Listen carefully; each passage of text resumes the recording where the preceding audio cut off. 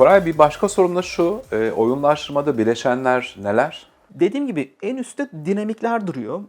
Bir altında mekanikler, bir altında bileşenler. Yani bunlar aslında birbirinin içinde aynı zamanda. Hani böyle çok da ayırmak da istemiyorum. Bir şeylere çok sınır koyan bir adam da değilim. Dolayısıyla hani şunu söyleyebilirim sadece. Bunların her biri birbirini gerçekleşmesi için destekleyen elementler gibi düşünebilirsin. Mesela ben diyelim ki bir pozitif bir duygu yaratmak istiyorum en tepede. O pozitif duyguyu da diyelim ki işbirliği vasıtasıyla yaratmak istiyorum bir mekanik olarak.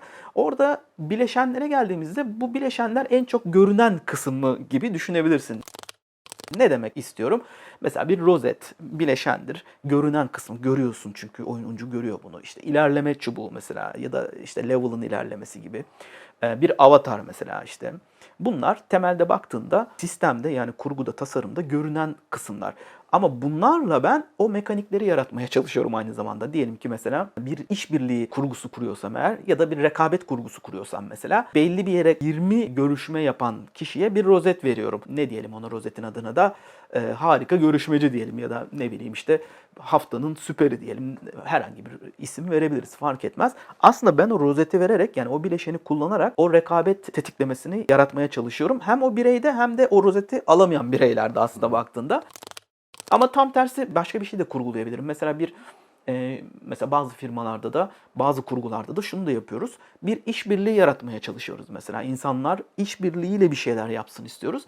Bu da bir mekanik aslında. Dinamik olarak da hassal bir duyguya da gider.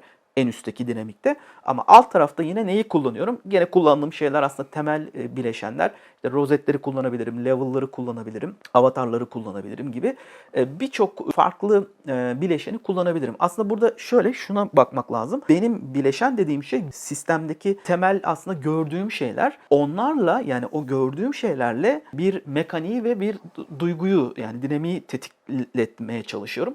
Aslında hepsi benim için birer araç. Hangi anlamda birer araç? Temeldeki o davranışı tetiklettirmek için ve en üst düzeyde kurduğum o duyguyu yaşatmak için, o dinamiklerden bahsetmiştik ya, o dinamikte kurduğum duyguyu yaşatmak için kullandığım araçlar.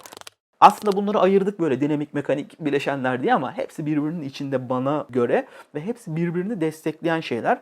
Dolayısıyla kullanım aşamasında yani tasarım aşamasında çok iyi düşünülmeli. Çünkü şundan dolayı diyelim ki bir rekabet yaratacaksın, yaratmak istiyorsun diyelim. Bu rekabetin dozu da çok önemli. Bazen çünkü bir rekabet yaratmak için yani bir kurgu yapıyorsunuz ve o kurgu bazen yıkıcı bir rekabete doğru bile gidebilir. Burada işte oyunlaştırmanın gücü çok önemli. O gücü iyi anlayıp devamlı takip etmek lazım sistemi. Çünkü oyunlaştırma temelde statik bir şey değil, dinamik bir şey. Hemen bakıp, evet bu biraz benim istediğim yere tam gitmiyor. Hemen onun rotasını çevirebilmek bizim elimizde. İşte onu nasıl çeviriyoruz? Bu dinamikler, mekanikler ve bileşenler kurgusuyla geminin yönünü devamlı çevirebilme ihtimalimiz ve imkanımız var.